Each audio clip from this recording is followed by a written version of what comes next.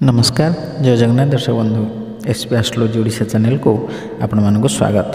दर्शक बंधु आज आम आलोचना करिबा जे आमे केही ना केही जीवन रे आमे किछि ना किछि जप करि थांती कोनोसी पुस्तक रु देखि हो बा गुरुंक दत्त मंत्र हो किंबा गायत्री मंत्र हो बा निजर इष्ट देवतांकर मंत्र हो जे कोनोसी मंत्र को आमे जप करंती किंतु आपण जानती जो मंत्र को आपण जप करुछंती से जप को जदि आपण उत्तम रूप रे एवं ठीक मार्ग रे आपण जप करंती ताले सेथिरु आपण भल फल पाइबे।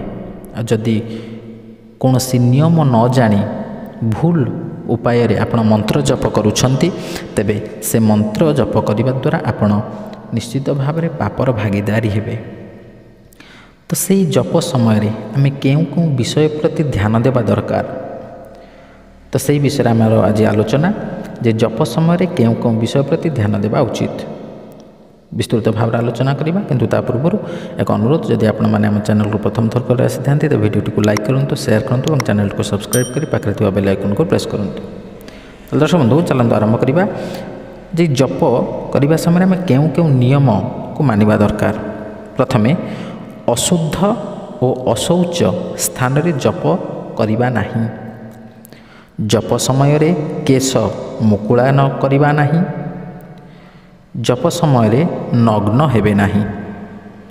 जप समय रे सिलाई वस्त्र पिंधिबे नाही। सिलाई वस्त्र माने कोनोसी पुराना वस्त्र जदि चिरी जाइछि तबे ताकू सिलाई करी पिंधुथिबे किंतु से वस्त्र पिंधि आपण जप करिबे नाही।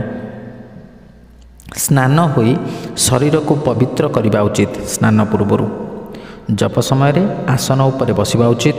कोनोसी तले बसी आपण जप करिवे नाही। जप समय रे कथा न कहिबा उचित अर्थात काहारी सहित कथा हेबे नाही। जप करिबा समय रे जप समय रे ओष्ठ खोलिबे नाही। जो मंत्रटी उच्चारण करुथिबे ता संपूर्ण भाव रे मन रे उच्चारण करिवे ओठ खोलिबे नाही। जप समय रे नयन मुद्रित रखिबा उचित अर्थात आपण निजर आखि को बंद रखिबा दरकार खोलिबे नाही। जप समय रे शयन करवा उचित नुहे अर्थात आपण शोइबे नाही। जप समय रे भोजन करवा अनुचित भोजन करिवे नाही। एवं ए जप समय रे गोड़ लंबाइबे नाही अर्थात सब बेले पद्मासन रे बसी जप करवा उचित। जप समय रे चित्त स्थिर रखिबा उचित अर्थात आपनकर मन को निजर आयत्त रे रखिबा उचित। जप समय रे केवल से मंत्र ऊपर ही ध्यान देबा उचित। जप समय रे आराध्य देवंको ध्यानस्थ हेबो अर्थात जो आराध्य देवता को आप जप करुँच मंत्र को से आराध्य देवता पाखे निजर ध्यान केन्द्रित करवा उचित।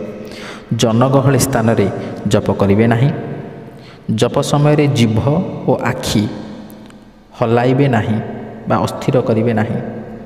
एवं जप समय रे शरीर को स्थिर रखिबा उचित अर्थात शरीर को मध्य आपण विचलित करिवे नाही गोटे जगह स्थिर करवा उचित। यही सब नियम को मानी यदि आपण जप करेंगे तो निश्चित भाव में अति शीघ्र आपण से जपरे सिद्ध सिद्धि प्राप्त करें। आशा करी वीडियो भल लगी यदि भल लगी तो वीडियो को लाइक करूँ शेयर करूँ और आपंकर सुचिंतित मतामत देवाक जमा भूलुनि। आज मैं विदाय दिंतु रही। नमस्कार जय जगन्नाथ।